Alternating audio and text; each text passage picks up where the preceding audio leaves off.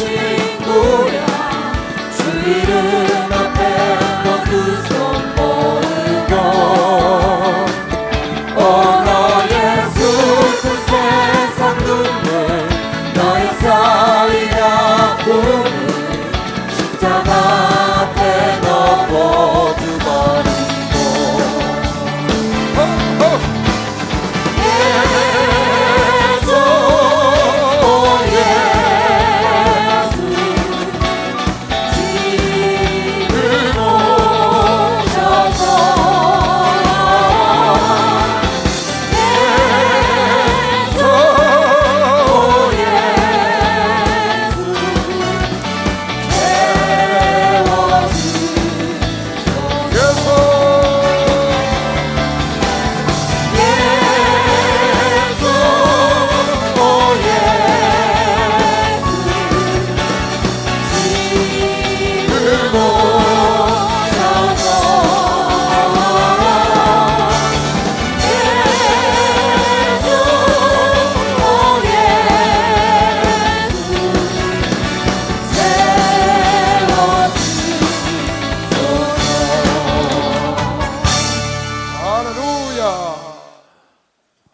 이제 스가랴하고 말라기가 구약성의 끝인데요. 다음 주 하면 구약성이 끝나겠죠. 스가랴는 상징과 이상이 많다.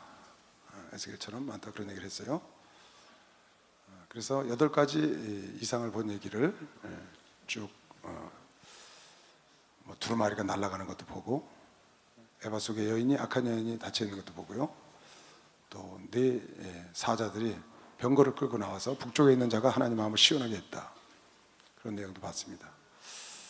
또 등대와 감람나무가 있는 것도 봤고요. 그런 많은 내용들을 8가지 내용을 전했고요. 오늘 스가랴서 9장부터 14장까지 이것은 여러분이 성경을 혹시 제가 성경 강의를 하니까 나도 좀 성경을 보고 이번 기회에 성경을 좀 많이 알아야 되겠다 해서 성경을 따라오는 사람들이 있을 거라고 봐요.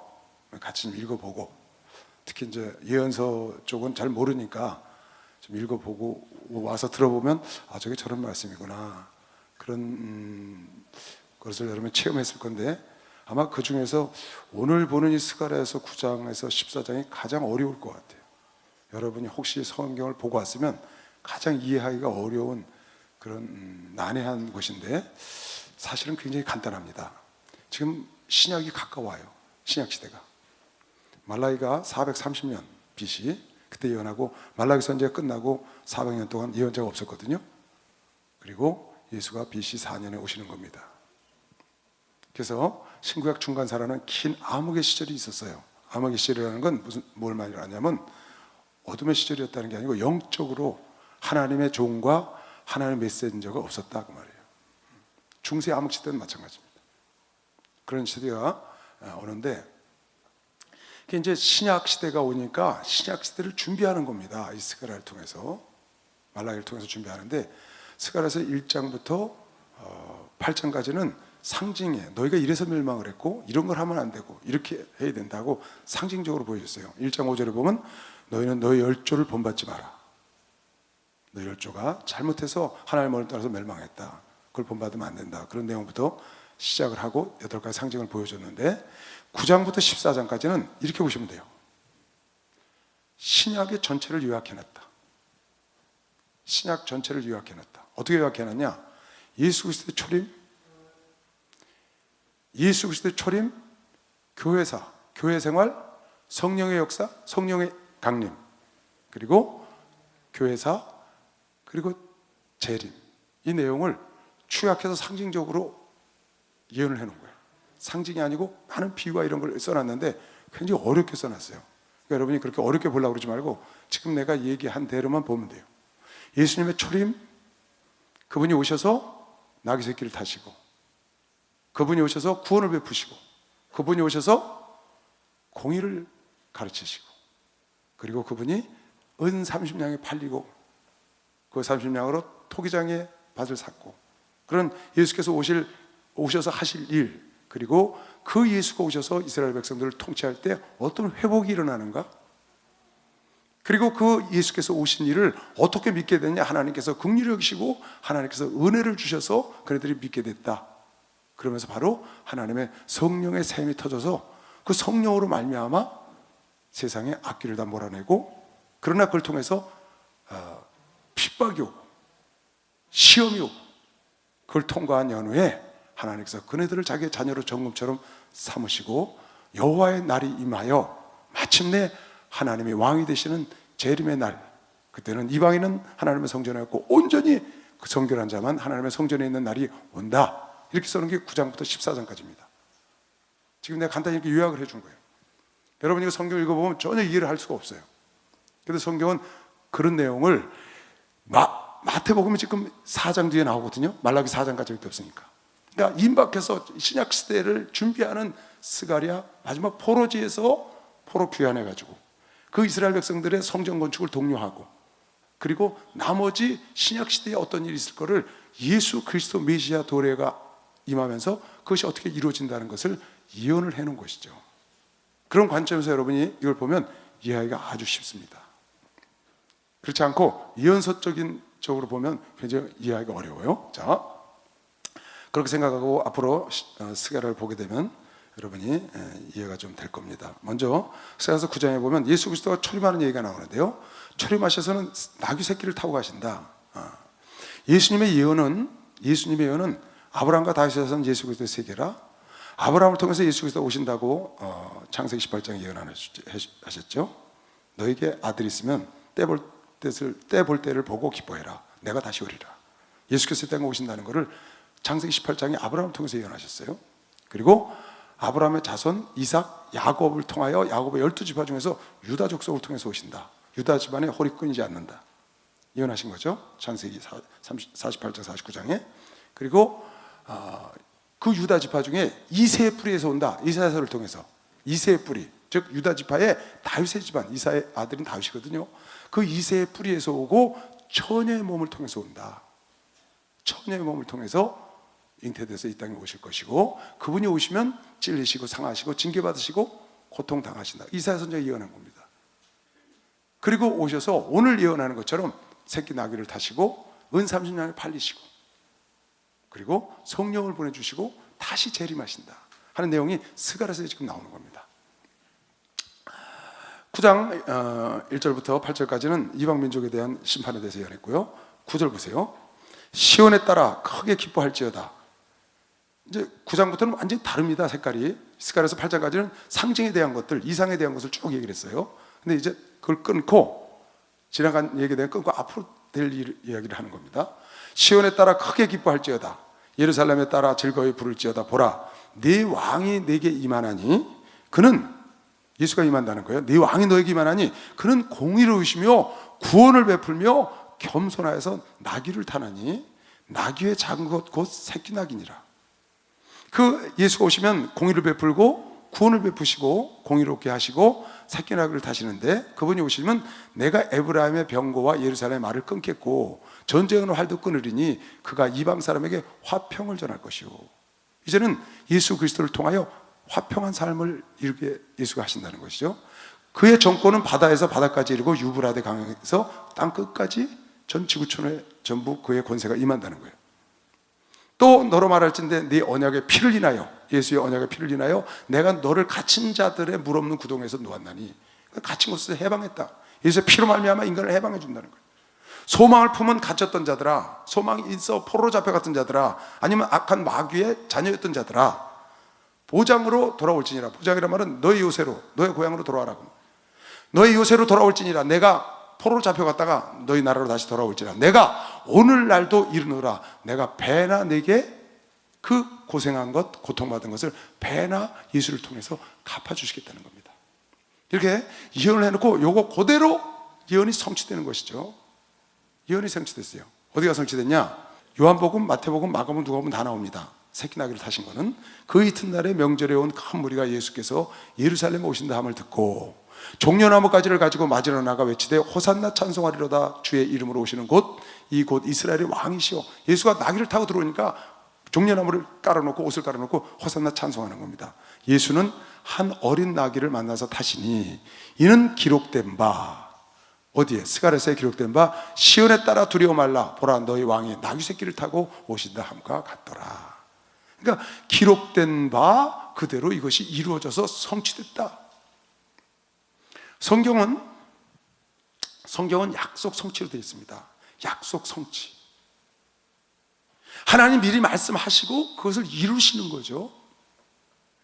그래서 요한복음 14장에도 마가의 다락방에서 예수께서 성령에 대해서 얘기를 하셔요. 성령에. 그리고 쭉 설명을 하셔놓고 내가 이거 너희들한테 왜 하는 줄 아냐? 이랬어요. 이거 왜 하는 줄 아냐? 나중에 성령이 오면 이상하게 생각하지 마라. 내가 너희를 보낸 성령으로 받아들이고 믿게 하려고 내가 이거 미리 말한 거다. 이제 이 일이 이루기 전에 너희에게 말한 것은, 내가 이 성령에 대해서 오순절 마가의 다락방에서 이 말한 것은 이 일이 이룰 때에 너희로 믿게 하게 하려고. 그러니까 하나님께서 약속 성취로 되어 있는데 약속을 하고 그것이 이루어지게 한단 말이죠. 그건 왜 그러냐? 너희를 믿게 하려고 그런다. 믿게 하려고. 천지 만물이 하나님께로부터 오고 하나님으로 말미암아 가고 하나님께로 돌아갈 걸 믿으시죠? 천지 만물은 이 세상 모든 일, 여러분과 나의 삶, 여러분과 나의 모든 것까지 다 하나 주로 말미암았고 주로 말미암아서 가고 주께로 돌아간다고 로마서 11장에 나와요. 로마서 11장 36절, 이거는 자주 여러분에게 읽어주는 겁니다. 꼭 이 말씀 마음에 새기라고. 이는 만물이 주에게서 나오고 주로 말미암고 주에게로 돌아갑니다. 만물이 주에게서 나오고 여러분 나도 하나님으로부터 온 겁니다. 그리고 하나님으로 말미암고 그리고 앞으로 하나님으로 말미암아 가는 겁니다. 이 세상이 여태까지 지나간 모든 일은 하나님으로 말미암아 온 겁니다. 할렐루야. 앞으로도 하나님으로 되기 때문에 기도하는 겁니다. 박수로 하나 둘씩. 하나님으로 되기 때문에 기도하는 겁니다. 그래서 여러분에게 범사에 감사해야 되는 거예요. 하나님으로 말미암아 왔고 하나님으로 말미암아 지금 되고 있고 앞으로도 가는 거기 때문에 그것을, 이 천지만물의 모든 역사는 하나님 뜻대로 간다. 하나님 경륜대로 가는 거예요. 그것을 알게 해주려고 하나님께서 약속을 하고 성취하는 걸 여러분에게 보여주는 거예요. 죄로 말미암아 해산의 고통을 치른다. 잉태의 고통, 해산의 고통, 자식을 낳는 고통을 치른다. 땀을 흘려야 먹고 산다. 땅이 엉겅퀴를 낸다. 잡초를 낸다. 너희가 남자를 그리워하며 살리라. 하나님이 약속을 하고 그대로 지금 해산의 고통을 치고 땅이 잡초를 내고 여자가 남자를 그리워하며 살도록 그대로 성취되는 걸 보고 하나님이 천지를 주관하시고 하나님으로 말미암고 하나님으로 가고 하나님께로 돌아갈 걸 깨달으라고 하나님이 그렇게 말씀하고 이루어진다. 말씀하고 이루어진다. 창세기 18장에 보면 여호와의 사자가 와서 아브라함을 말합니다. 그가 가라사대 기한이 이를 때 내가 정녕 내게로 돌아오리니 네 안에 사라에게 아들이 있으리라. 18절에도 동일하죠. 네 안에 사라에게 명년 이맘때가 되면 기한이 차면 아들이 있으리라 그랬다고. 믿지 못했어요. 근데 그대로 아들이 생겼거든요. 왜 이걸 미리 여호와의 사자를 보내서 말하고 이루어졌느냐? 너에게 아들이 있으라고 말을 하고 이루어졌냐? 그냥 이루어져도 됩니다. 근데 말을 하고 이루어진 거는 너희가 그런 일이 있을 때 하나님이 한 건 줄을 깨닫게 하기 위하여 그랬다고 아까 요한복음 14장에 말했습니다. 그러니까 성경은 전부 약속하고 성취로 되어 있습니다. 예수 그리스도가 아브라함의 자손, 아브라함과 다윗의 자손의 세계로 온다고 미리 약속을 계속하고 처녀의 몸으로 온다고 약속하고요. 그분이 오셔서 채찍에 맞고 그분이 오셔서 징계를 받으시고 다 예언을 하고 그대로 이루어지는 겁니다. 그 이루어질 때 아, 이게 하나님께로부터 된 일이구나. 할렐루야. 천지만물이 하나님께로부터 됐다는 걸 여러분에게 하나님은 알려주고 싶은 겁니다. 박수로 하자. 알려주고 싶다는 거죠. 그래서 여러분 이제 특히 마태복음을 보면 계속 하나님 말씀에 응하려고 선지자가 가라사대 선지자가 말한 바 계속 나옵니다. 그럼 뭐를 의미하는 거예요? 하나님이 약속하신 것이 이루어졌다는 거야. 즉 지금 이루어지는 모든 일은 하나님이 미리 이렇게 된다고 말씀하신 게 이루어진 거다. 약속 성취다. 곧 이렇게 되므로 앞으로 너희 삶도 지금 하나님이 예수께서 말씀하신 대로 돼서 다시 재림하신다. 성령이 오신다. 할렐루야. 예수 믿으면 구원 받는다. 천국과 지옥이 있다. 깨달으라는 겁니다. 박수로 깨달으라고. 그렇게 안 하면 깨닫지 않으니까 뭐 그냥 있을라 서 있겠지. 근데 예수께서 성령이 오신다고 말씀하시고 내가 이걸 너에게 미리 말하면 그것이 오실 때에 너희로 믿게 하려고 했다. 그러니까 성경은 전부 약속 성취가 되어 있어요. 왜? 만물이 주로 말미암고 주께야 인도하시고 주께로 돌아가는 것을 너희가 알게 하기 위해서. 이 천지만물은 하나님의 경륜을 따라서 가는 것이다. 사람이 막든 막지 않든 하나님의 경륜은 하나님의 계획대로 가는 것이다라는 걸, 그걸 우리가 깨닫고 신앙생활 하라고 그렇게 해주는 겁니다. 만약에 성경이 약속 성취로 되어 있지 않으면 믿지 않을 사람들이 많습니다. 그런데 구약에 전부 약속을 해놓고 신약은 전부 이루어지거든요. 여긴 신약까지 올 것도 없어요. 내가 때가 기한이 차면 아들이 있으라 했더니 그 다음에 아들이 생겼거든요. 그 아들이 생기거들랑 내가 너한테 돌아갈 줄 알라. 예수가 이 땅에 오실 줄 알라는 거예요. 그러니까 약속하고 바로 이루어지고, 봐라 이건 내가 한 거 아니냐. 너가 지금 100살이 됐는데 애를 낳을 수 없잖아. 경수가 끊어졌는데 근데 이루어진 걸 보면 내가 한 걸 믿으라는 거예요. 여러분에게 믿음을 주려고 성경은 있는 겁니다. 그래서 믿음은 말씀을 들으면서 나는 겁니다. 박수롱아, 그래서 말씀을 들으면서 나는 겁니다.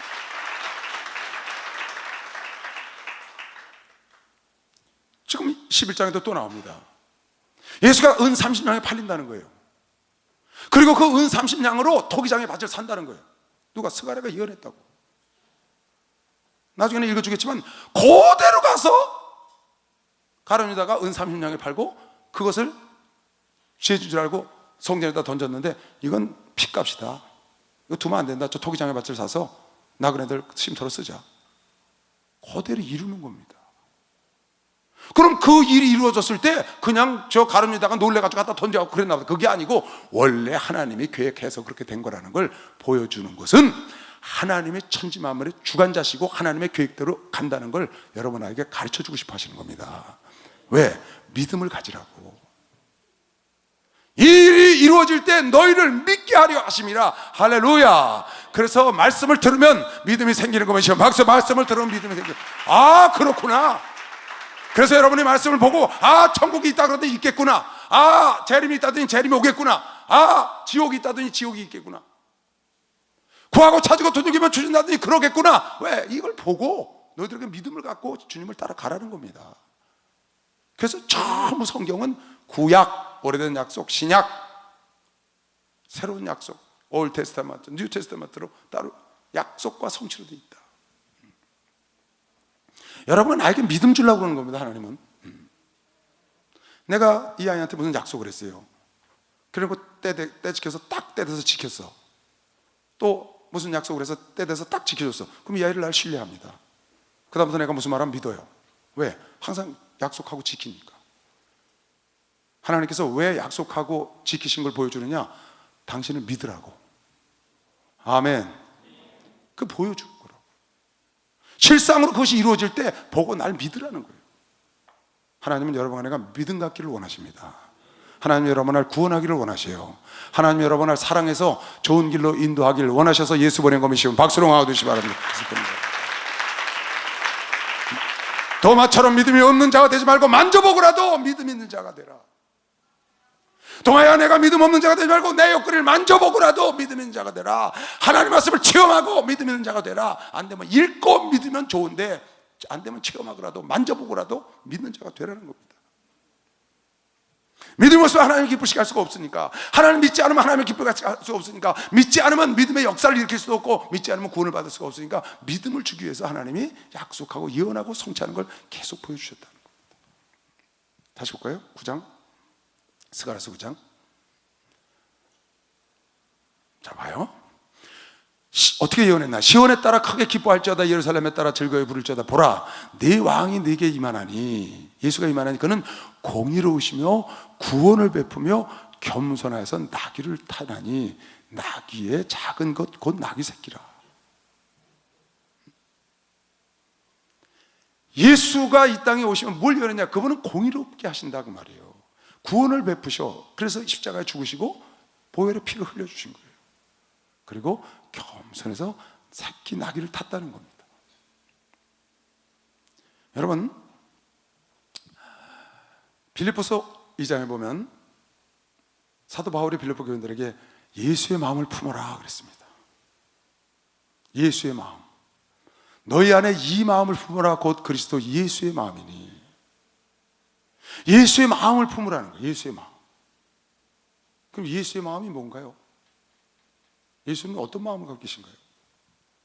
예수의 마음을 품으라는 거예요. 그러면 예수께서 하늘 위과 땅 아래의 모든 것을 지배하고 복종할 수 있는 영광을 얻었다고 그 뒤에 10절에 나오거든요.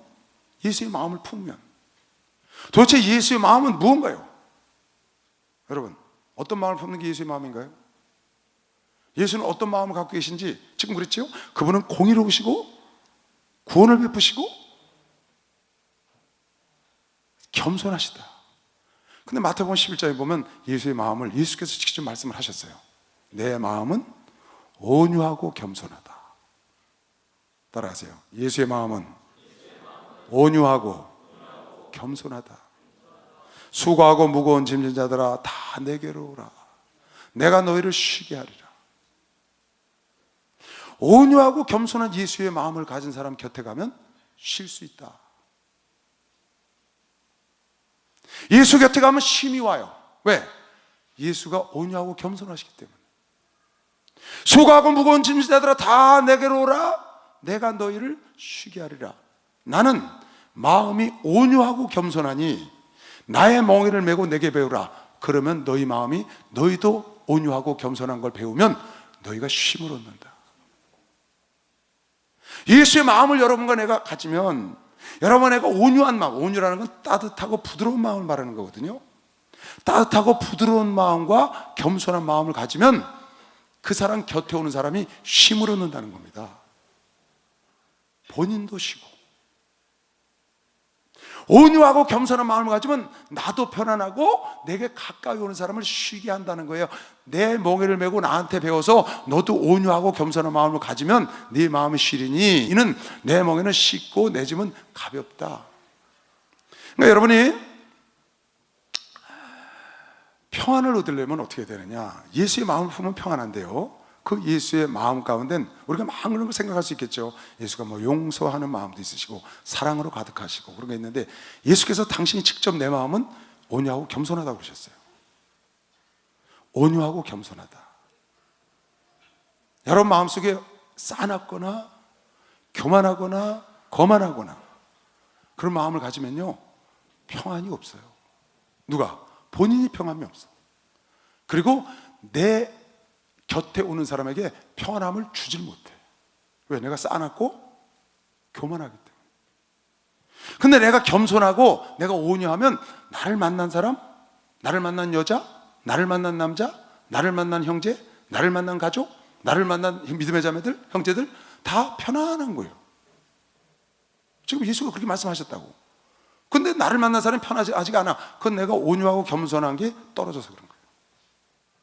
내가 온유하고 겸손한 프로테이지가 높으면 나를 만난 사람이 프로테이지 높은 만큼 내 앞에 와서 쉼을 얻어요. 근데 내가 온유함과 겸손한 프로테이지가 떨어지면 내게 온 사람이 쉼을 얻을 수가 없어. 불안하고 옆 사람이 불편해. 그건 내가 완전히 겸손하거나 완전히 오지 않기 때문에. 예수는 100% 온유하시고 100% 겸손하시기 때문에 예수께로 나오면 누구든지 편안한 것이요. 박수로 하세요. 누구든지 다.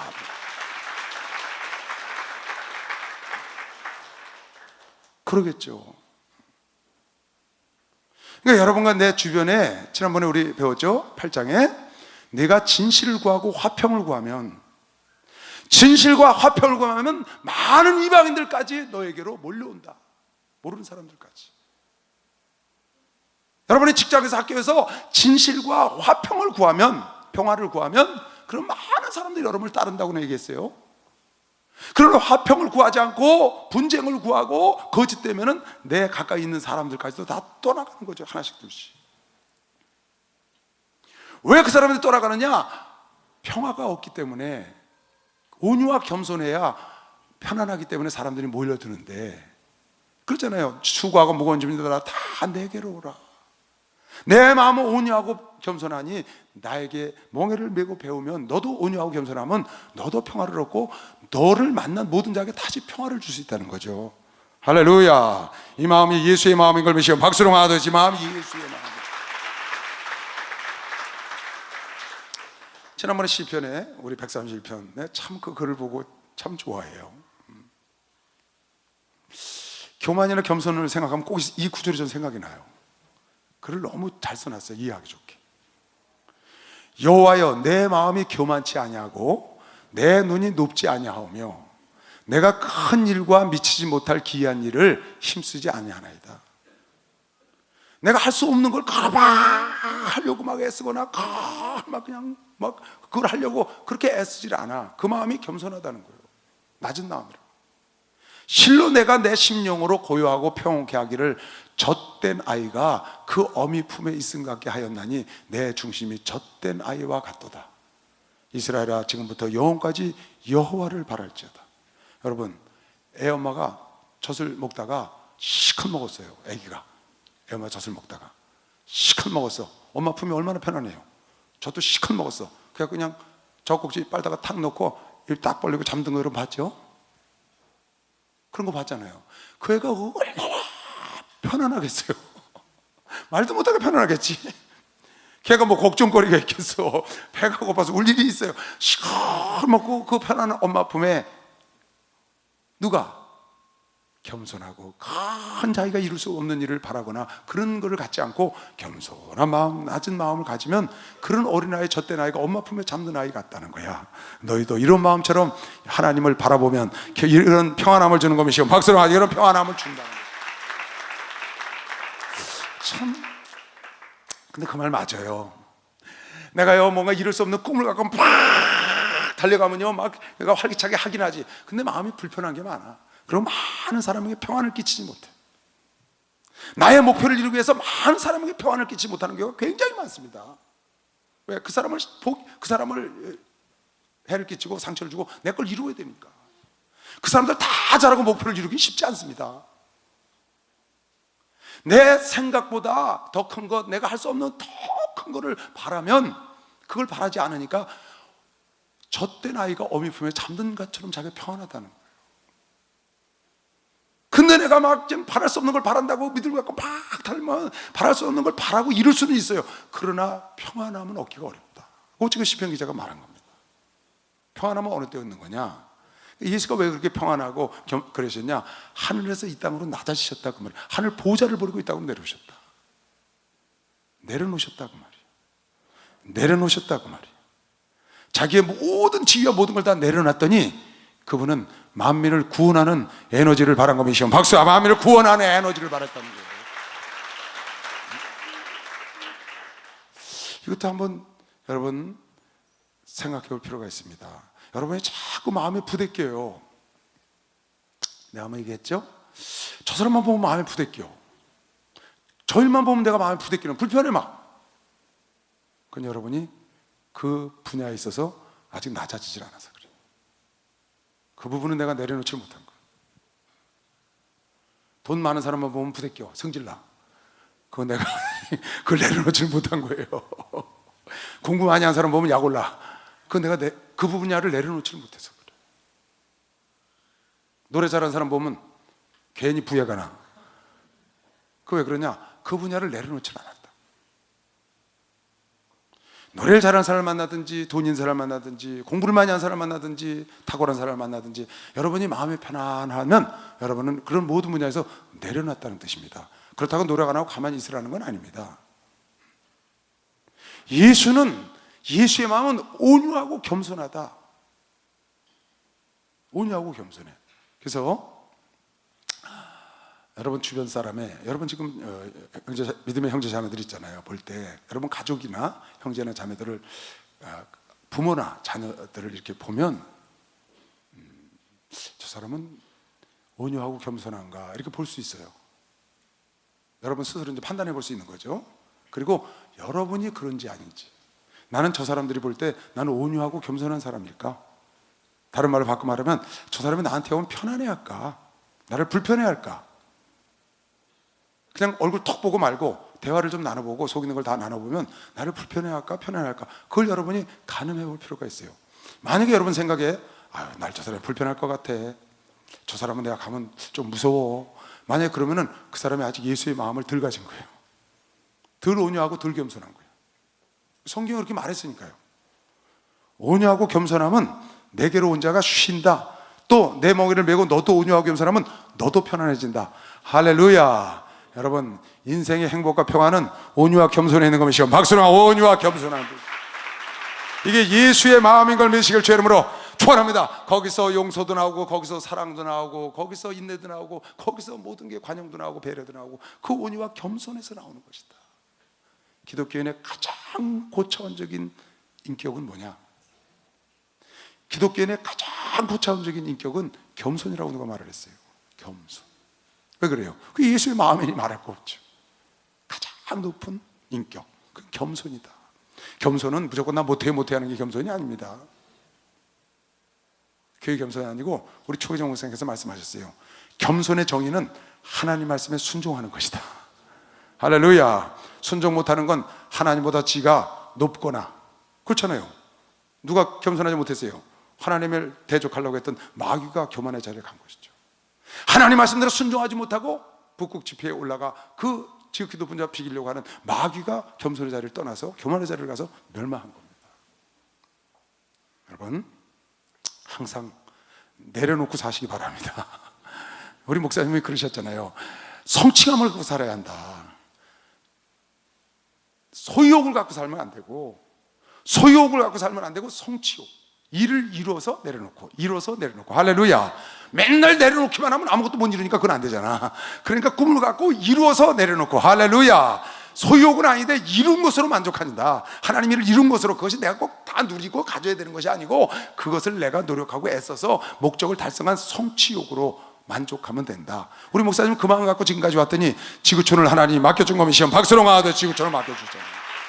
예수 사랑하신 거룩하신 말일세. 우리들은 약하다. 예수 권세만 거라. 나를 사랑하신, 나를 사랑하신, 나를 사랑하신 성경에 써있네. 나를 사랑하시고, 나를 사랑하시고 나의 죄를 다시서 하늘 문을 여시고 들어가게 하시네. 나를 사랑하신, 나를 사랑하신, 나를 사랑하신 성경에 써있네. 세상 사는 동안에 세상 사는 동안에 나와 함께 하시고 세상 떠나가는 날 천국 가게 하소서. 날 사랑하신, 날 사랑하신, 날 사랑하신 성경에 써있네. 할렐루야.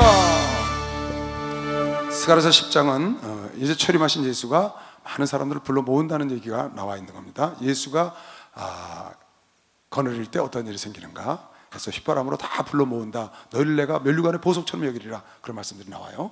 11장에 가면은 그 예수를 이스라엘 백성들이 배척하고 팔아넘기는 장면이 나옵니다. 자, 11장 7절 보면 내가 이 잡힐 양떼를 먹이니 참으로 가련한 양이라.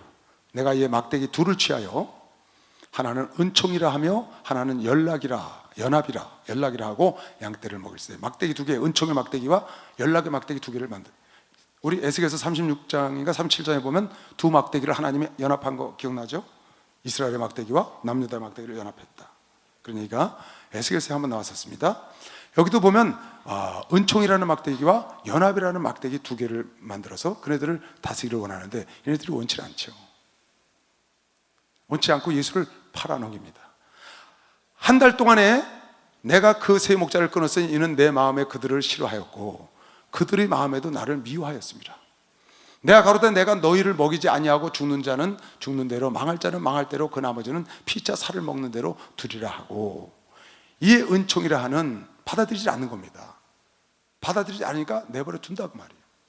죽을 자는 죽을 자로 그대로 내버려 두고 은총과 연합으로 너희를 먹을 것 없고 유리하는 양떼를 먹이려고 예수가 했는데 그런들이 받아들이지 않으니까 은총이라는 막대기를 취하여 잘랐으니 예수가 버렸다는 거예요. 왜? 그네들이 하나님이 버렸다는 거예요. 그네들이 예수를 버렸기 때문에. 은총이라 하는 막대기를 취하여 잘랐으니 이는 모든 백성과 세운 언약을 폐하려 하였습니다. 당일에 곧 폐함에 내게 청종하던 가르는 양들은 이것이 여호와의 말씀이었던 줄을 안지라. 하나님이 그렇게 한 줄 알았다는 거예요. 내가 그들에게 이르되 너희가 좋게 여기거든 내 고가를 내게 주고 그렇지 아니하거든 말라. 그들이 곧 은 30을 달아서 내 고가를 삼은지라. 여호와께서 내게 이르시되 그들이 나를 헤아린 바 그 준가를 토기장이에게 던지라 하시기로 내가 곧 그 은 30을 여호와의 전에서 토기장이에게 던지고 내가 또 연락이라 하는 둘째 막대기를 잘랐으니 이는 유다와 이스라엘의 형제의 의를 끄르려 함이었느니라. 자, 12절 다시 보세요. 내가 그들에게 이르되 너희가 좋게 여기거든 내 고가를 내게 주고 그렇지 아니하거든 말라. 누가? 가룟 유다가 얼마 주겠냐? 예수를 팔아넘길 테니까. 그러니까 은 30을 주겠다. 그 은 30을 받고 예수를 팔아넘긴 거죠. 그들이 곧 은 30을 달아서 그 고가를 가룟 유다에게 준 거죠. 삼은지라. 그리고 여호와께서 내게 이르시되 그 은 30냥이 어떻게 되느냐? 예수를 파는 은 30냥이 그들이 나를 헤아린 바 그 준가를 은 30냥을 토기장에게 던지라 하시기로 내가 곧 그 은 30을 여호와의 전에서 토기장에게 던지고 내가 또 연락이라 하는 둘째 막대기를 잘랐으니 그러니까 은총과 연합, 연락이라는 것으로 치를 해주려고 하는데 받아들이지 않으니까 하나님 잘라버리시고 예수를 팔은 이네들을 나중에 징계하는 장면이 뒤에 나옵니다. 자, 이 내용이 어디 나오냐? 이것이 어디 가서 이루어졌느냐? 마태복음 가서 이루어졌죠? 이건 뭐 신약성경 여러분 너무 많이 본 거니까요. 마태복음 26장 14절에 보면 그때 12 중에 하나인 가룟 유다라 하는 자가 대제사장들에게 가서 말하되 내가 예수를 너에게 넘겨주리니 얼마나 주려느냐? 얼마에 아까 그랬죠? 얼마에 고가하려느냐? 그랬더니 그들이 은 30을 달아주거늘 30냥 주마. 오케이. 그래서 은 30을 주거늘 저가 그때부터 예수를 넘겨줄 기회를 찾더라. 그래서 겟세마네 동산에서 넘겨주는 거죠. 은 30을 받고 그네들도 찾을 수 있습니다. 그러나 그네들이 그렇게 해서 이제 샀다고 생각하고 자기들은 정정당당하게 예수를 잡은 거죠. 은 30을 주고 샀으니까. 27장 3절에 보면 때에 예수를 판 유다가 은 30을 받았어요. 그리고 예수를 팔았어. 그리고 예수가 전제받는 걸 보고 유다가 이제 거기서 자기가 잘못한 걸 알고는 이 돈 다 필요 없다. 그러고 도망가는 겁니다. 때에 예수를 판 유다가 그 정죄됨을 보고 스스로 뉘우쳐 그 은 30을 대제사장들과 장로들에게 도로 갖다 주며 가로되 내가 무죄한 피를 팔고 죄를 범하였도다 하니 저희가 가로되 그것이 우리에게 무슨 상관이 있느냐? 네가 이미 돈 받아가지 않냐? 네가 당해라. 예수 판 대가는 네가 받아라 당하라 하거늘 유다가 은을 성소에 던져놓고 물러가서 스스로 목매어 죽었어요. 그랬더니 대제사장들이 그 은을 거두며 가로되 이거는 우리가 예수를 돈 주고 산 거니까 이건 핏값이니까 우리가 성전에서 이거 쓰면 안 된다. 핏값이라 성전고에 넣어두면 옳지 않다 하고 의논한 후에 이것으로 토기장의 밭을 사서 나그네 묘지를 삼았습니다. 그러므로 오늘날까지 그 밭을 피바리시라 일컫느니라. 이에 선지자 예레미야로 하신 말씀이 이루었나니 스가랴로 하신 말씀을 이룬 겁니다. 이건 잘못 기록됐어요. 왜 이게 잘못 기록됐는지 난 모르겠어요. 이건 예레미야는 이런 말씀이 없거든요. 스가랴로 하신 말씀이 이루었나니 이르시되 저희가 그 정가된 자 곧 이스라엘 자손 중에서 정가한 자의 가격 곧 그 30을 가지고 토기장의 밭값으로 주었으니 이는 주께서 내게 명하신 바와 같으니라 하였더라. 그러니까 스가랴 선지자가 예언한 것이 그대로 이루어진 것을 보잖아요. 제사장들이 지들끼리 의논한 거예요. 그 대제사장들이 뭘 알아요? 하나님 말씀을 알잖아요. 근데 스가랴서에 보니까 이걸 갖고 토기장의 밭을 산다고 스가랴가 예언을 했으니까 야 이거 갖고 토기장의 밭 산다고 우리 선지자가 예언하는데 토기장의 밭이나 사자. 산 겁니다. 그대로 이루어지는 것이죠. 그러니까 약속한 게 이루어지는 걸 보는 겁니다. 여러분 마태복음 27장 한번 다시 26장 볼까요? 대답하여 가라사대 이제 가룟 유다가 예수를 팔려고 은 30을 받고 팔려고 약속을 하고는 이제 만찬에 참석한 겁니다. 근데 예수께서 그걸 아시고 이 중에 누가 나를 하나 팔리라 그랬더니 누굽니까? 서로 물어봤어요. 접니까? 그랬더니 대답하여 가라사대 나와 함께 그릇에 손을 넣는 그가 나를 팔리라. 가룟 유다하고 같이 가룟 유다가 빵을 가져가니까 예수님 얼른 집어넣으셨어. 나와 함께 손 넣는 자가 나 판다. 네가 나 판다 그 말이거든. 그래도 못 깨달아요. 3번씩이나 회개할 기회를 줬는데 그리고는 그가 깨닫지 못하니까 뭐라고 말씀하셨냐? 인자는 자기에게 대하여 기록된 대로 가거니와. 기록된 대로. 어떻게? 징계를 받으시고 채찍에 맞추시고 찔리시고 기록된 대로 가거니와 인자를 파는 그 사람에게는 화가 있으리로다. 그 사람은 차라리 나지 아니하였다면 저에게 좋을 뻔하였다고, 네가 나를 판다고 말하고 그 자리에서 그 얘기를 하신 겁니다. 가룟 유다는 나지 않는 게 차라리 나을 뻔한 사람입니다.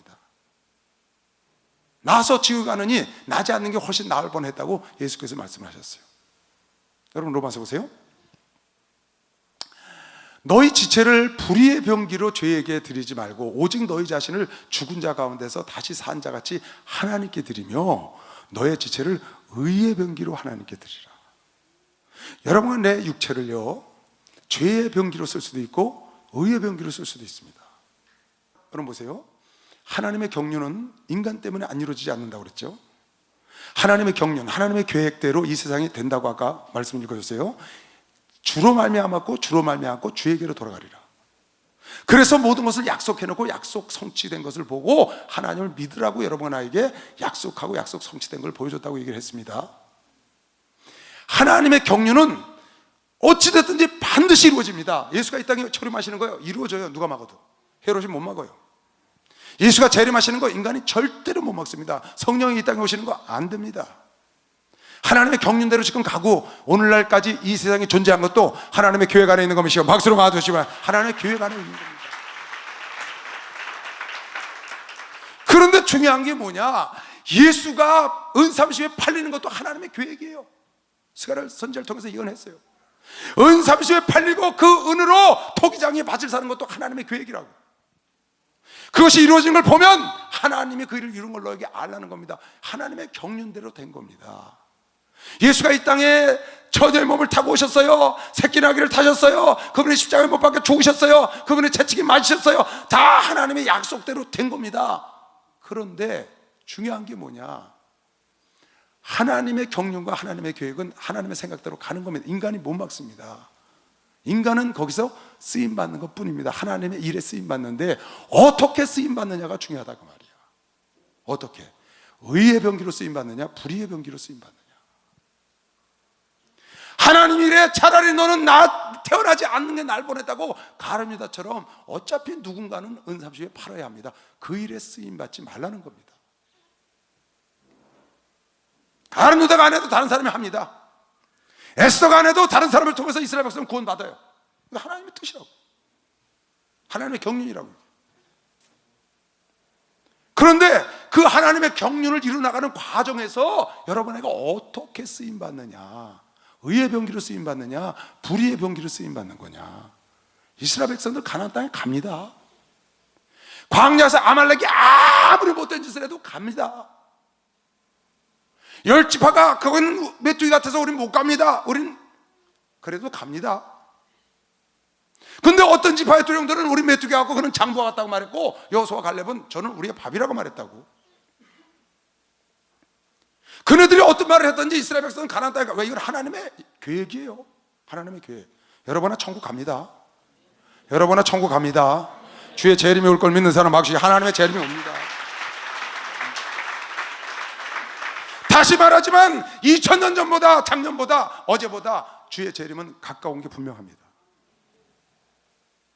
그래서 인간이 피할 수 없는 인간의 죽음과 심판이 있다는 걸 알고 깨어서 살아야 된다고 주일날 설교를 했어요. 인간의 죽음과 심판은 아무도 피할 수가 없다. 주의 재림은 아무도 피할 수가 없다. 그래서 열심히 일하면서 깨어 있어야 된다. 깨어 있어야 합니다. 의의 병기로 쓰임받을 거냐 불의의 병기도 하나님 필요합니다. 왜? 주의 뜻을 이루기 위해서 누군가는 예수를 팔아야 됩니다. 왜? 이건 예언이기 때문에 성취가 돼야 되거든. 근데 여러분이 어떤 일에 쓰임받느냐? 고라와 고라의 일당처럼 하나님께 대적하는 일로 쓰임받는 거냐? 어떤 일로 쓰임?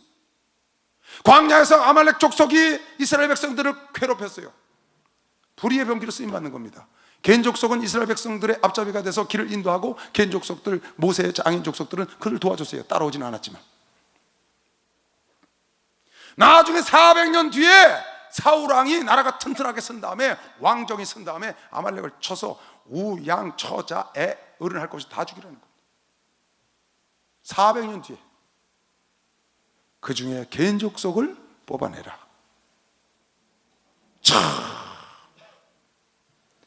불의의 병기로 쓰임받은 아말렉 족속을 그냥 두지 않겠다는 겁니다. 400년 뒤에 하나님의 일에 방해한 자, 하나님의 백성을 건드린 자는 하나님을 건드렸다고 생각하는 하나님이, 그래서 그네들을 징계하고 그를 도운 개인 족속을 하나님이 뽑아내는 겁니다. 할렐루야. 여러분과 나는 항상 하나님 편에 서서 의의 병기로 쓰임받아야 되는 것이요, 막시 의의 병기로 쓰임. 항상 의의 병기로 쓰임받아야 돼. 하나님 편에 서서. 악한 루시엘은 하나님의 피조물인데 그가 하나님을 대적하는 자에 서서 불의의 병기로 3분의 1의 천사를 꼬여서 영원히 저주를 받는 그런 불의의 병기로 쓰임받는 것. 미가엘 천사장은 그와 더불어 싸워서, 용과 더불어 싸워서 쫓아내는 의의 병기로 쓰임을 받고, 그 루시엘과 3분의 1의 천사들은 하나님을 대적하고 범죄한 천사가 돼서 불의의 병기로 쓰임받아서 영원한 불구덩이로 들어가는 거죠. 이건 이루어집니다. 하나님의 예언은 반드시 이루어지는 것이요, 박수로 하면서 반드시 이루어진다는 겁니다. 사도 바울이 목회를 하는데 박수 엘리마가 와서 계속 방해를 하잖아요. 서기오 바울에게 복음을 전하는데 불의의 병기로 쓰임받는 겁니다. 알렉산더 호메네오가 장색이 되어서 계속 쫓아다니면서 방해를 합니다. 사도 바울의 일에 방해자, 불의의 병기로 쓰임을 받는 거예요.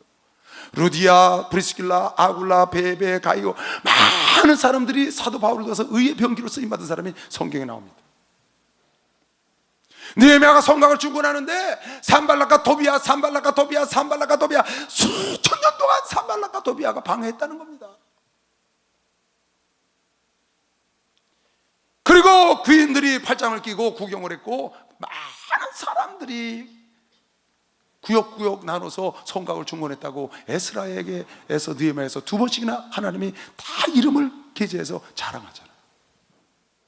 의의 병기로 쓰임받은 사람이 있고, 똑같은 성곽을 중건하는데 어떤 사람은 의의 병기, 어떤 사람은 불의의 병기로, 똑같은 교회를 짓는데 어떤 사람은 의의 병기, 어떤 사람은 불의의 병기로, 이세조 목사 목회하는데 어떤 사람은 불의의 병기로, 어떤 사람은 2단이요 3단이요 내리 찍어서 성도들 상처를 주고 불의의 병기로 쓰임받는 자가 있고, 의의 병기로 충성하며 같이 가는 사람이 있고,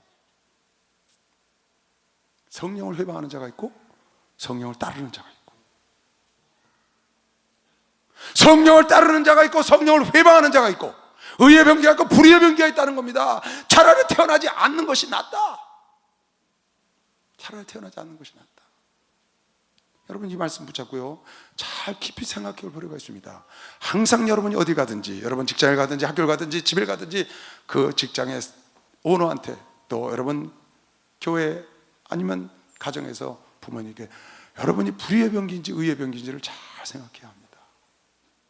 꼭 의의 병기로 하나님 뜻대로 쓰임받다가 주님 만나야 되는 거 믿는 사람만 박수하세요. 그래야 되는 겁니다. 예수는 자기의 예언된 대로 갔다 그랬어요. 요한복음 10장에 보면 나는 죽을 권세도 있고 살 권세도 있다. 예수 자신이 죽을 권세로 죽은 거예요. 마귀가 죽여서 죽은 게 아니고 예수 자신이 살 권세로 살아나셨다고. 당신은 죽을 권세도 있고 살 권세도 있어. 예수 자신. 나는 내가 죽을 권세로 죽고 살 권세로 사는데, 그러나 하나님 말씀을 응하게 하려고, 약속을 응하게 하려고 은 30년을 팔아야 되는데, 그 파는 불의의 병기로 가룟 유다가 쓰임받아서 태어나지 않는 게 날부터 했다는 거예요. 하나님의 계획을 이루는 과정에서 불의의 병기로 쓰임받는 자가 있고 의의 병기로 쓰임받는 자가 있다. 할렐루야. 여러분, 하나는 의의 병기, 수잔나 요한나도 의의 병기이시오. 박수로 의의 병기라는 거예요. 할렐루야. 구원받았네. 나 구원받았네. 할렐루야. 구원받았네. 나 구원받았네. 은혜 받으라. 은혜 받아라, 은혜 받아라. 예수 내게 말씀하셔서 은혜 받아라, 은혜 받아라. 예수 내게 말씀하셔서 할렐루야. 은혜 받았네. 나는 은혜 받았네. 할렐루야. 은혜 받았네. 나는 은혜 받았네. 성령 받아라. 성령 받아라. 말씀하셔서 성령 받아라 성령 받아라 예수 내게 말씀하셔서 할렐루야 성령 받았네 나는 성령 받았네 할렐루야 성령 받았네 나는 성령 받았네 축복받아라 축복받아라 예수에게 말씀하셔서 축복받아라 축복받아라 예수에게 말씀하셔서 할렐루야 축복받았네 나는 축복받았네 할렐루야 축복받았네 나는 축복받았네 구원받아라 구원받아라 구원받아라 예수에게 말씀하셔서 구원받아라 구원받아라 예수에게 말씀하셔서 할렐루야 구원받았네 나는 구원받았네 할렐루야 구원받았네 나는 구원받았네 할렐루야. 그래서 예수께서 이 땅에 오셔서 어린 나귀 새끼를 타시고 또 은 30전에 팔린다는 예언을 지금 해놓은 겁니다. 그렇게 되고 난 다음에 12장에 보면 하나님께서 그 예수를 믿을 수 있는 믿음을 우리에게 주시겠다, 은혜를 주시겠다는 거예요. 은혜를. 여러분이 이 지금 예수의 초림에 대해서 했죠. 9장에 초림하신 예수가 회복한다는 게 10장에 나오고요. 그 다음에 11장에 예수가 팔리는 장면이 나오고 12장에 그 예수가 예수를 믿을 수 있도록 은혜 주신다는 얘기가 나와요. 12장 10절에 보면 내가 다윗의 집과 예루살렘 거민에게 은총과 간구하는 심령을 부어주리니 은총과 간구하는 심령을 부어주리니 그들이 그 찌른 바 그를 바라보고 그들이 찌른 예수를 바라본다는 거예요. 그를 위하여 애통하기를 독자를 위하여 애통하듯 자기 외아들 독자를 위하여 애통하듯 하며 그를 위하여 통곡하기를 장자를 위하여 통곡하듯 하리라. 그러니까 자기가 죽인 예수를 다시 바라볼 수 있는 은혜를 줘서 이제 하나님의 교회 시대를 열어가겠다는 겁니다. 은혜를 베풀겠다는 겁니다. 그리고 성령을 부어주시겠다고 약속을 하시는 거예요. 13장 1절에 보면 그날에 죄와 더러움을 씻는 샘이 다윗의 족속과 예루살렘 거민을 위하여 열리리라. 그날에 다시 죄와 더러움을 씻는 샘이 죄와 더러움을 씻는 샘을 성령을 말하는 겁니다. 이 뒤에 보면 나오죠. 그 날에 죄와 더러움을 씻는 샘이 다윗의 족속과 예루살렘 거민을 위하여 열린다. 샘의 문이 열린다. 하늘에서 성령이 내려온다. 너희가 이것을 받으면 네 뱃속에 생수의 강이 넘치리라. 이는 하나님이 주실 성령을 말함이라. 그러니까 생수의 강이 막 터지는 거죠. 샘이 열린다는 거예요. 그래서 성령을 하나님 부어주시겠다는 거예요. 예수가 이 땅에 오셔서 나귀 새끼를 타고 그가 버림을 받고 팔렸다가 다시 예수께서 은혜를 줘서 믿게 하고 성령을 부어주시겠다는 거예요. 그 성령이 너에게 샘이 터지면 어떻게 되느냐? 만군의 여호와가 말하노라. 그날에 성령을 너희가 받으면 우상의 이름을 이 땅에서 끊어서 기억도 되지 못하게 할 것이며 거짓 선지자와 더러운 사귀 귀신을 이 땅에서 떠나게 할 것이다. 성령이 오면 우상이 떠나고 귀신을 몰아내는 것이요 박수로 우상을 몰아내는 것이다. 그것뿐만 아니라 성령이 오시면 선지자가 필요 없다. 왜? 성령이 너희를 가르치시니까. 사람이 오히려 예언할 것 같으면 성령이 오신 그 샘이 터진데 사람이 오히려 예언할 것 같으면 그 낳은 부모가 그에게 이르기를 내가 여호와의 이름을 빙자하여 거짓말로 예언하지 마라. 살지 못하리라 하고 낳은 부모가 그 예언할 때 칼로 자기 아들을 찔러서 죽인다는 거예요. 성령이 여러분과 나에게 오면 선지자는 패하고 성령께서 기름 부음이 너희에게 생각나게 하시리라. 할렐루야. 요한일서에 나오잖아요. 요한일서 3장에 성령이 너에게 오시면 성령의 기름 부음이 너에게 생각나리니 네가 네게 배울 필요가 없다는 거예요. 여러분 성경만 봐도 깨달음이 온다는 거죠. 깨달음. 어느 청년이 그래요. 성경을 보고 싶었는데 여기 지금 있을 거예요. 성경을 보고 싶은데 성경이 이해가 안 된다는 거예요. 잘. 한 구절을 10번을 읽어도 머리에 안 들어오죠. 그래서 이걸 어떻게 쓰면 좋다 궁리궁리 하다가 그래 예배에 성공을 하자. 예배에 성공을 하자 그래갖고 주일, 금요일 세미나, 수요일 날 빠지지 않고 그렇게 3일 동안 안 나오던 아이가 빠지지 않고 나가기 시작했다는 거예요. 예배에 성공을 하고. 그러고 난 다음에 집에 가서 성경을 쓰기 시작했답니다. 그랬더니 그렇게 성경이 잘 깨달아지더라는 거예요. 성경을 쓰기 시작하니까 그렇게 잘 깨달아지더라는 거예요. 무엇이 그렇게 했을까요? 그 아이가 예배에 성공을 하니까 그 아이가 성령이 충만한 겁니다. 예배에 성공하니까 성령이 충만하니까 성령께서 쓸 때 깨닫게 하시는 거지. 할렐루야. 성령께서 깨닫게 하시는 거예요. 그날의 선지자들이 예언할 때 그 이상을 갖기 부끄러워할 것이며, 이제 선지자들 예언이 필요 없다는 거예요. 샘이 터지면, 성령이 오시면 사람을 속이려고 털옷도 입지 아니할 것이며, 이제 털옷을 입고 예언들을 했잖아요. 그것도 부끄러워해서 이제 벗는다는 거예요. 말하기를 나는 선지자가 아니요 나는 농부라 내가 어려서부터 사람의 종이 되었었노라 할 것이요 난 선지자가 아니라고 이제 그걸 부끄러워한다는 거야. 왜? 성령께서 친히 하나님께서 여러분과 내 속에 오셔서 우리를 가르치시니까. 사귀도 귀신도 내쫓고 우상도 다 떠나가고, 혹이 그에게 묻기를 네 두 팔 사이의 상처는 어찌미냐 하면 대답하기를 선지자 노릇하다가 얻어 터지고 온 거 아니냐 그 말이에요. 그랬더니 그게 아니라 나의 친구의 집에서 받은 상처라. 자기가 선지자였다는 걸 감추려고 그런다. 뭐가 오면? 성령이 오시면. 그런 뜻이에요. 그리고 만군의 여호와가 말하노라 칼아 깨어서 내 목자 내 짝된 자를 치라. 성령이 오면 여러분에게 시험이 온다는 거예요. 하나님 하시는 거예요.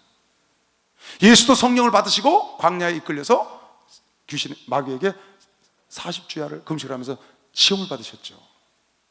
만군의 여호와가 말하노라. 이유가 있어요. 왜 그렇게 하느냐? 칼아 깨어서 내 목자 내 짝된 자를 치라. 목자를 치면 양이 흩어지려니와 작은 자들 위에서 내가 내 손을 들이우리라. 여호와가 말하노라. 이 온 땅에서 3분의 2는 멸절하고 3분의 1은 막 내리치고 시험이 오니까 3분의 2는 나가 떨어지는 겁니다. 어떤 자들? 성령을 받고 예수를 믿는 자들 속에서. 하나님의 폭풍과 환난과 시험이 오니까 3분의 2는 나가 떨어지고 이는 멸절하고 3분의 1은 거기 남으리니 내가 그 3분의 1을 불 가운데 던져 은같이 연단하며 금같이 시험할 것이라. 그들이 그 시험을 통과하고 정금같이 돼서 내 이름을 부르리니 내가 들을 것이며 나는 말하기를 이는 내 백성이라 할 것이요 그들은 말하기를 여호와는 내 하나님이라. 확실하고 분명한 하나님의 아들 딸이 되는 것이요. 박수로 가도록 확실하고 분명. 그래서 하나님 불같은 시험을 주고요 어려움을 주는 겁니다. 그래서 여러분이 성령을 받으면, 저는 기도원에서 성령 세례를 주잖아요. 가면 성령 세례를 주고 나면은 꼭 제가 하는 말이 있습니다. 성령을 받고 나면 시험이 온다. 시험을 조심해라. 성령 받고 나면 여지없이 시험. 왜? 예수님이 시험을 받으셨거든요. 악한 마귀가 성령 받은 자를 그냥 두지 않는다고 지금 하나님께서 그렇게 하신 거예요. 내 목자를 쳐라. 목자 치면 양이 흩어지지 않냐? 환난을 불어넣어주는 겁니다. 그걸 통해서 3분의 1가 막 흩어지는데 3분의 1은 끝까지 견뎌서 풀무불에서 은처럼 금처럼 연단을 받아서 완전히 정금처럼 되면 그가 나의 하나님이 되고 그가 나의 아들이 돼서 그를 통해서 하나님이 역사하신다고. 지금 성령의 역사 뒤에 일어난 일, 지금 교회 시대에 성령 받고 난 다음에 지금까지 사건이 일어난 그대로입니다. 그런 핍박과 환난 속에 어마어마한 순교자들이 나오고 그 정금 같은 자를 통하여 오늘 여러분과 나까지 예수가 전해온 것이요 박수랑 하듯이 예수가 전해왔다는 거예요. 주는 나를 기르시 목자여 나는 주님의 귀한 어린 양 푸른 풀가운 맑은 시내 물가로 나를 인도하여 주신다. 주는 나의 좋은 목자 나는 그의 어린 양 저를 따라 꼴을 먹여주시니 내게 부족한 전혀 없어라. 진숙 나를 얻지 못하고 거친 비방 삼지 못하니 나의 주님 강한 속을 펼치사 나를 주여 지켜주신다. 주는 나의 좋은 목자 나는 그의 어린 양 저를 따라 꼴을 먹여주시니 내게 부족한 전혀 없어라. 할렐루야. 그래서 사도 베드로가 말하기를 너에게 시험이 오거든 이상한 일로 생각하지 마라. 네가 성령을 받고 하나님의 자녀가 돼서 시험이 온다는 거예요. 불같은 시험이 오면 이상한 일로 생각하지 마라. 하나님 너를 정금처럼 연단하여 마지막 날에 주님 오신 날에 찬송과 존귀와 영광을 주려는 게 하나님의 계획이다. 그러니까 여러분, 성령을 받고, 여러분, 나 같은 경우요, 나 중학교 2학년 때부터 교회를 다녔어요. 물론 그 어렸을 때는 몇 번 갔었죠. 뭐 그거는 연필 준다고 해서 가고, 뭐 과자 준다고 사탕 준다고 해서, 그때는 귀할 때니까. 그래서 교회 갔었습니다. 지금은 말하면 보니까 그게 총동원이었던 것 같아. 그때 내가 간 거예요, 거기를. 이 초등학교 때 한 대번 갔었어요. 갈 때마다 사탕도 주고 연필도 주고 공책도 주더라고요. 총동원하고 선물 주는 거죠. 그리고 중학교 2학년 때 이제 본격적으로 교회를 다니기 시작했는데 성령을 내가 받지 못한 거예요. 그래서 10년 정도를 열심히 다녔는데 성령을 받지 못하니까 세상으로 딱 나가더라고요. 그리고 성령을 받지 못했던 시절에는요, 핍박이 없어요, 저한테요.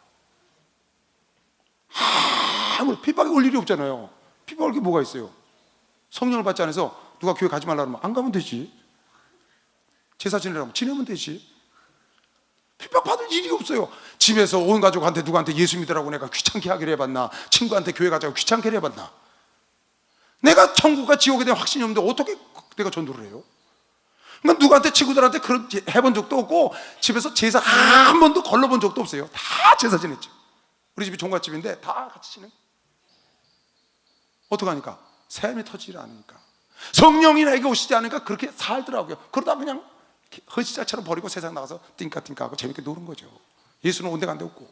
그러다가 그냥 술을 진탕 퍼먹고 아주 그냥 취해서 어찌 할 줄 모르면 그때 그냥 집에 들어가면서 찬송을 부르는 거죠. 나의 갈 길 다가도록 예수 인도하시니. 그러고 교회를 10년을 넘게 했으니까 나의 갈 길 다가도록 하고 제 집 맡은 우리 구준 알잖아요. 근데 왜 그렇게 술 먹고 취하면 나의 갈 길 다가도록이 어울려? 나의 갈 길 다가도록 예수 인도하시니. 여러분, 그러지 말아요. 성령 받으면 그런 핍박이 오는데 나는 성령을 안 받고 그렇게 하니까 전혀 핍박이 없어요. 그러니까 여러분, 시험이 오고 핍박이 오는 거 즐거워하시기 바랍니다. 그거 즐거워해야 합니다. 시험과 핍박과 환난을 통해서 하나님이 여러분을 정하게 하고 깨끗하게 해서, 아까 뭐라고 했어요? 나는 너의 하나님이 되고 너는 나의 아들이 되리라. 성령이 오시기 전에는 그런 일이 없단 말이에요. 누가 하나 전도를 해요? 못하죠. 여러분은 이 교회 와서 성령 받은 거 감사하시기 바랍니다. 여러분, 핍박과 환난이 오고들랑 당당하게 나의 믿음을 드러낼 수 있는 찬스로 삼아야 되는 것이고, 박수. 당당하게 찬스로 삼아야 됩니다. 믿음을 보이는 찬스로 삼아야지. 보고마, 너 이단교회 다닌다며? 우리 이단교회 아닙니다. 전화가 딱 왔어. 총회 목사님 전화하시고 나한테 전화가 왔어. 목사님, 우리 교회 이단교회 아니라는 거 성경적으로 찾아서 저한테 알려주세요. 당당하더만 걔. 믿음을 보일 수 있는 기회가 왔다. 그랬더니 나중에 무슨 뭐 사인회인가 뭔가 하는데 그 엔터테인먼트에서 와서 얼마나 좋아해요. 예배 참석하고 난 다음에 놀래가지고 애들이요, 또 우리 저 이석식 목사 애들 데리고 막 도와주니까 신났어요. 세상에 이렇게 좋은 교회 다니냐고. 너무 좋아하잖아요. 그가 위기가 왔을 때 당당하게 믿음을 보일 수 있는 찬스를 얻은 것이요, 박수롱아, 찬스를 얻었고 하나님께 인정받을 수 있는 찬스가 왔다. 그래서 성령을 받은 여러분에게 핍박이 오고 환난이 오고 그런 게 옵니다. 시험이. 그때 내 믿음을 볼 수 있는 기회로 삼는 자가 지은 걸 믿는 사람 두 손 누가 아멘 하세요. 그래야 돼요. 그래야 돼요. 그런데 그런 기회가 왔을 때 슬쩍 숨으면 되겠어요? 그렇게 해서 되는 게 아니에요. 불 가운데 뛰어내려야 하나님의 사자가 뛰어내리지. 아멘. 사자굴에 뛰어내려야 기적을 맛보는 것이요, 박수영하자. 그렇게 해야 되는 겁니다. 똑같은 나라가 위기가 왔는데 어떤 사람은 애국자가 되고 어떤 사람은 매국노가 되잖아요. 똑같은 위기와 핍박과 환난이 올 때 어떤 사람은 하나님께 인정받는 사람이 되고 하나님께 버림받는 사람이 되고 어떤 사람은 의의 병기가 되고 불의의 병기가 되는 것처럼, 나라가 어려울 때 일제시대 때 애국자가 있고 독립투사가 있고 매국노가 있단 말이에요. 여러분, 내가 신앙생활하면서 어려움이 오고 환난이 오고 예수 때문에 어려움이 올 때 내가 예수 앞에 서느냐, 아니면 예수를 떠나냐, 내 육신의 것을 취하느냐, 아니면 당당히 나아가느냐, 그거 여러분이 선택하는 거 아니겠어요? 성령을 받으면, 샘이 터지면 하나님께서 여러분을 시험하신다. 왜? 여러분을 정금처럼 만들려고. 할렐루야. 이거는 성령 받은 자는 이길 수 있기 때문에 주는 것이요, 박수롱아, 이길 수 있기 때문에. 스가랴서 14장, 이제 재림에 대한 얘기입니다. 9장부터 14장까지는 예수의 초림과 예수의 죽으심과 예수의 통치와 그리고 성령의 임하심과 재림에 대한 얘기입니다. 그걸 예언하기 위해서 쓴 글이에요. 14일절은 여호와의 날이 이르리라. 그날에 내 재물이 약탈되어 너희 중에서 나누리라. 내가 열국을 모아 예루살렘과 싸우게 하리니, 아마겟돈 전쟁을 말하는 겁니다. 성읍이 함락되며 가옥이 약탈되며 부녀가 욕을 보며 성읍 백성이 절반이나 사로잡혀 가려니와 남은 백성은 성읍에서 끊쳐지지 아니하리라. 그때 여호와께서 나가사 그 열국을 치시되, 쫙 모아서 전쟁을 일으킨 열국을 치시되 이왕 전쟁 날에 싸운 것 같이 하나님이 싸우신다는 거죠. 언제? 여호와의 날이 되면, 종말이 오면, 아마겟돈 전쟁에 마지막에 전쟁은 일으키지만 하나님이 정리하신다는 거예요. 그 다음 그때 어떻게 되느냐? 9절에 여호와께서 천하의 왕이 되시고, 세상의 종말이 오면 여호와께서 천하의 왕이 되시니 그날에는 여호와께서 홀로 하나이실 것이라. 할렐루야. 그 이름이 홀로 하나이실 것이며 온 땅이 아라바 같이 되되 게바에서 예루살렘 남편 림몬까지 미칠 것이며 예루살렘이 높이 들려 그 본초에 있으니 다 평화롭고 예루살렘만 드러난다는 거예요. 베냐민 문에서부터 천문자리와 성 모퉁이 문까지 또 하나님의 망대에서부터 왕의 포도주를 짜는 곳이라. 평화로워서 사람이 그 가운데 거하며 다시는 저주가 있지 아니하리니, 다시는 저주가, 세상이 끝나면 다시는 저주가 있지 아니하리니 예루살렘이 하나님의 백성이 안연히 사는 것이면 박수로 안연히 선다는 거예요. 예루살렘을 친 모든 백성에게는, 예루살렘을 친 모든 백성에게는, 예루살렘 하나님 믿는 자에게 환난이 오고 그를 비방하고 그를 못되게 한 자들은 어떻게 하느냐? 예루살렘 사람, 하나님의 사람들은 마지막 날에 안연히 서고 여호와께서 홀로 왕이 되시고 그렇게 되지만, 하나님의 믿는 사람을 핍박하고 악을 행한 자들, 불의의 병기로 쓰임받은 자는 어떻게 하느냐? 예루살렘을 친 모든 백성에게 여호와께서 내리실 재앙이 이러하니 곧 섰을 때에 그 살이 썩으며 그 눈이 구멍 속에서 썩으며 그 혀가 입 속에서 썩으리라. 멸망한다.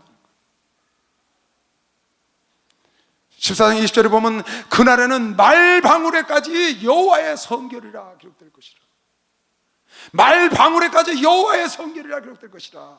이 세상에 종말이 오고 재림이 와서 이 세상이 끝나고 하나님의 나라가 되면 그 하나님의 나라에서는 모든 말방울에 미쳐서 모든 사람까지 다 성결해지는 것이요, 박수로 성결을 끝난다는 거예요. 다 하나님의 나라 안에서는 모두가 하나님 것만 있으니까. 말방울까지 여호와의 성결이라 기록될 것이라. 여호와의 전에 모든 솥이 제단 앞 주발과 다름이 없어. 솥이나 주발이나 다 하나님 안에서 예수 안에 있는 자는 주의 종이나 백성이나 하나가 된다. 예루살렘과 유다의 모든 솥이 만군의 여호와의 성물이 될 것인즉 제사 드리는 자와 예루살렘과 유다의 모든 하나님의 백성들의 솥은 다 여호와의 성물이 되는 것이다. 할렐루야. 말방울까지도 성물이 될 수 있다는 거예요. 언제? 마지막 날에는 하나님과 함께 있던 자는 다 거룩하게 된다는 것이죠. 만군의 여호와의 성물이 될 것이니 제사 드리는 자가 와서 이 솥을 취하여 그 가운데 고기를 삶으리라. 그날에는 만군의 여호와의 전에 가나안 사람이 다시 있지 아니하리라. 마지막 재림이 오고 이 세상이 끝나서 하늘나라에 가게 되면 그때는 이방인은 거기에 들어갈 수 없다는 겁니다. 지금은 이방인의 뜰이 있어요. 들어갈 수 있어. 그러나 종말이 오면 그때는 말방울도 여호와의 성결이라는 이름을 갖게 되고 그 이스라엘 백성들과 함께 있던 모든 솥단지와 모든 것이 다 하나가 돼서 거룩하게 되는데, 이방인 하나님을 믿지 않는 자 가나안 땅은 영원히 그곳에 잊을 수 없다. 하나님을 믿는 자만 영원히 사는 것이요, 박수로 영원히 한군에 들어간다. 그때는 여호와 홀로 하나이신 하나님의 나라, 하나님 혼자 통치하시는 그런 나라가 온다고 지금 스가랴서에 우리에게 예언을 한 겁니다. 참 이 스가랴서 9장과 14장까지는 기가 막힌 예언입니다. 신약 성경을 전체 통째로 예언하는 거예요. 그것이 그대로 펼쳐져서 이루어지는 게 신약입니다. 그대로 예수께서 나귀 새끼를 타고 30년에 팔리고 토기장의 밭을 사고, 그리고 예수가 은혜를 줘서 그들을 믿게 하고 그가 찔린 바 예수를 바라보게 하고 그에게 성령의 샘이 터지고 그 성령을 받은 자에게 하나님이 시험하여 목자를 쳐서 그를 정금처럼 만드시고, 그리고 종래는 여호와의 나라가, 하나님의 때가 와서 이방인은 들어가지 못하는 아름다운 여호와의 성결한 그런 나라에 여러 번에 간다고 지금. 그러나 그를 핍박한 자는 그들이 있는 곳에 썩어서 없어진다는 겁니다. 하나님이 이 예언대로 성경을 성취한 거 믿는 사람만 박수로 하나 들으시옵소서.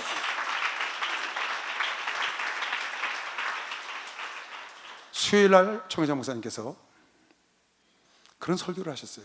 부자가 되는 설교를 하시면서 끝털에 이런 설교를 하셨어요. 예화를 하나 들으셨는데,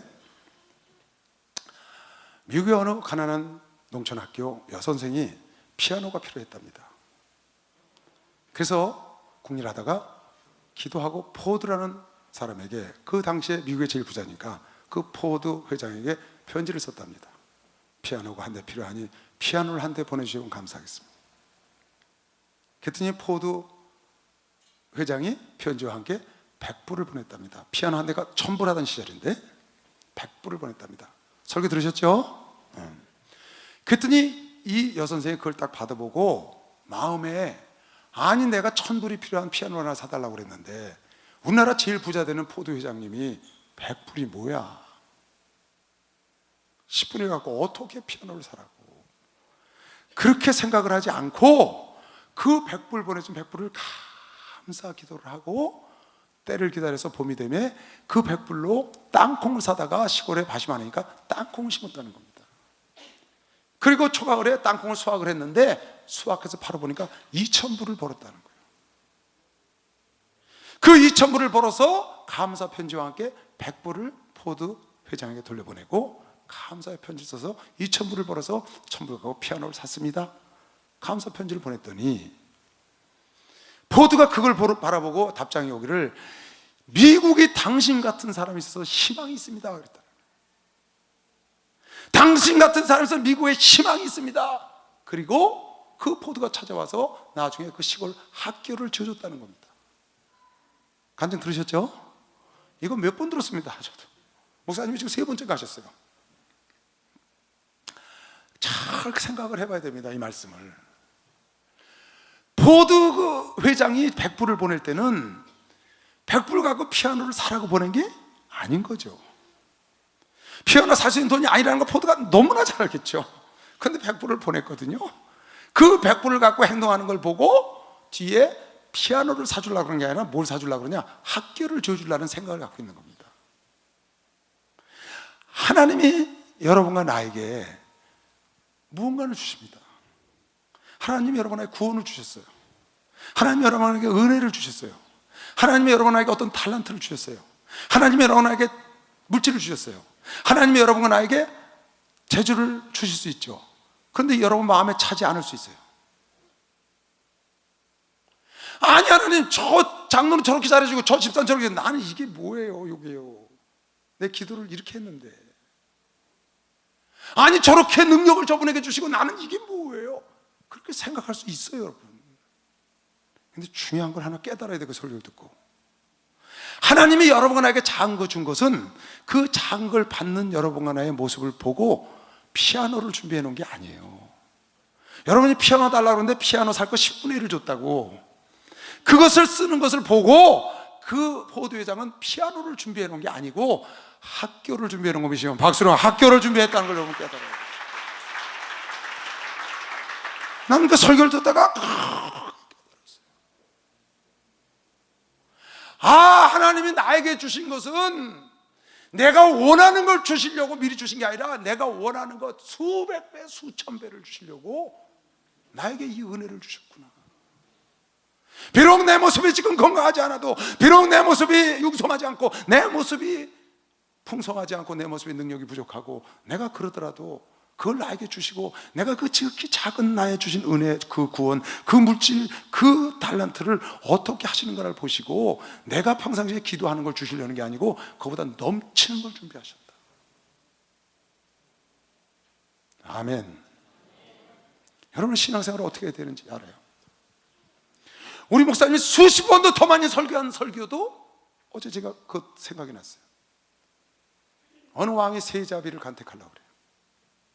무슨 얘기인지 벌써 알죠? 그 얘기하면 세자비를 간택하려고 합니다.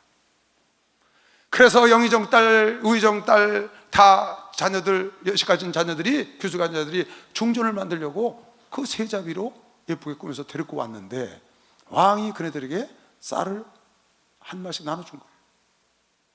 한 달 동안 이 쌀만 갖고 먹고 지내다가 와라. 다른 거 먹으면 안 된다. 그랬더니 그 세자비 후보자들이 가서 쌀 한 마리 갖고 한 달을 살다 오니까 나중에 한 달 뒤에 왔는데 보니까 어떤 애는 삐쩍 말라갖고 아주 몰골들이 아니야. 그래서 어떻게 했냐 그랬더니 죽을 써 먹었습니다. 밥을 해놓고 조금씩 먹었습니다. 아껴서 먹었습니다. 별 얘기를 다 했는데 나중에 들어오는 어느 그 세자비를 보니까 소에다가 그냥 마차에다가 쌀을 한 20가마니 잔뜩 싣고 끌고 들어오는 거야. 그게 너는 어쩐 일이냐? 얼굴에 이렇게 빛이 반짝반짝 나왔더니 왕이 주신 쌀 한 마리 갖고 가서 떡을 했다는 거예요. 그 저작거리에 나가서 팔았더니 쌀 한 마리 갖고 떡을 해서 팔았더니 5마리를 살 수 있더라는 거예요. 그래서 또 5마리 밥을 먹고 나머지 갖고 떡을 해서 또 나서 팔으니까 11가마니를 샀대. 그 한 달 내내 쌀 한 마리 갖고 장사를 해갖고 실컷 먹고 이만큼 남아서 갖고 왔습니다. 기억나죠?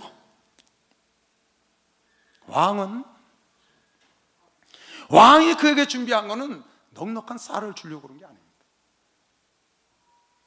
쌀 10가마 20가마를 준비하려고 게 아니라 나라를 주려고 하면 나라. 그 종전에게 나라를 주려고 그래. 왜? 왕을 자기 세자비를 주려고 그래. 세자를 주려고 그러니까.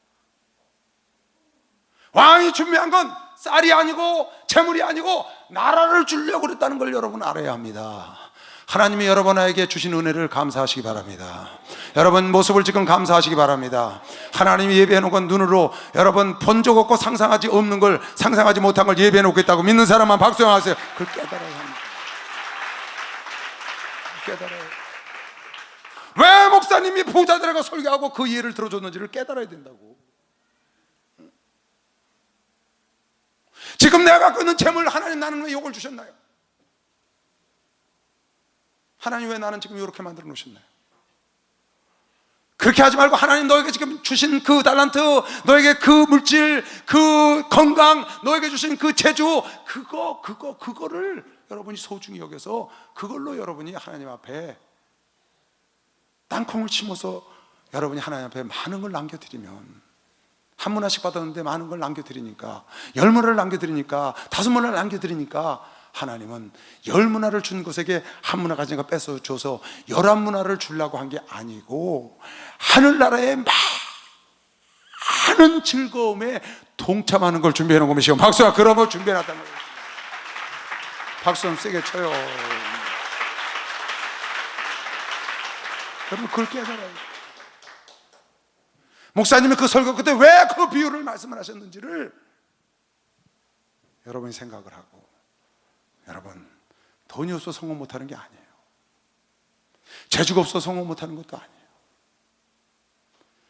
가문이 안 좋아서 성공 못하는 것도 아니고, 공부를 못해서 성공 못하는 것도 아니라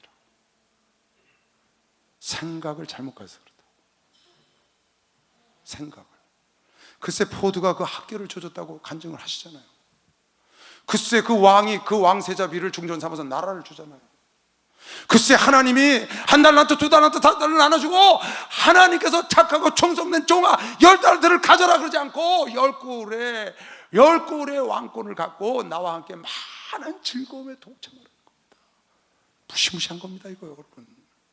어마어마한 겁니다. 할 수 있습니다. 아멘. 여러분 하나님 주신 은혜 감사하시기 바랍니다. 하나님 주신 건강 감사하시기 바랍니다. 하나님이 목사님, 조 목사님 만나게 한 것도 감사해야 되는 것이 빨리 박수. 이거 깨달으면 아멘. 오늘 스가랴 선지자를 통해서 예언하신 것처럼 예수가 이 땅에 그대로 초림하셨고 나귀 새끼를 타셨고 30장에 팔리셨고, 그분이 여러분과 나를, 그분을 믿을 수 있는 은혜를 주셨고 성령을 보내서 샘이 터뜨리게 하셨고, 그분은 다시 오실 예언을 이루어질 걸 믿으라는 겁니다. 그리고 그 뒤에는 심판이 있고 여러분에게 면류관이 있고 왕권이 있고 상이 있다는 걸 믿는 사람만 박수로 영광을 돌리시고, 하나님께서 여러분에게 주신 이 기회, 이 삶을 그 나라의 영광을 위해서, 그 마지막에 한 번도 피할 수 없는 죽음과 심판이 있다는 걸 알고 그 나라의 영원의 때를 위해서 여러분이 힘쓰고 노력하면 이 땅에서도 여러분 형통하고 하늘나라 가서 멋지게 주님께 칭찬드릴 겁니다. 우리 그런 복을 받아야 합니다. 그래서 세상을 살아있는 동안에 지배하고 정복하고 해서 여러분 성공해서 하나님께 쓰임받아야 되고, 하늘나라 가서 반드시 예수의 이름으로 성공하고 칭찬드려야 합니다. 하면 할 수 해보자. 영혼의 때를 놓고 기도하는 겁니다. 영혼의 때를 놓고 한꺼번에 많은 걸 달라고 그러지만 나에게 준 걸 갖고 100불을 갖고 2000불을 만들라고 말이에요. 할렐루야. 그러면 수만 불 수십만 불 되는 학교를 예배했다 주는 걸 믿는 사람만 박수로 영광을 돌리시고 주여 삼자가 통성이 답니다. 주여 주여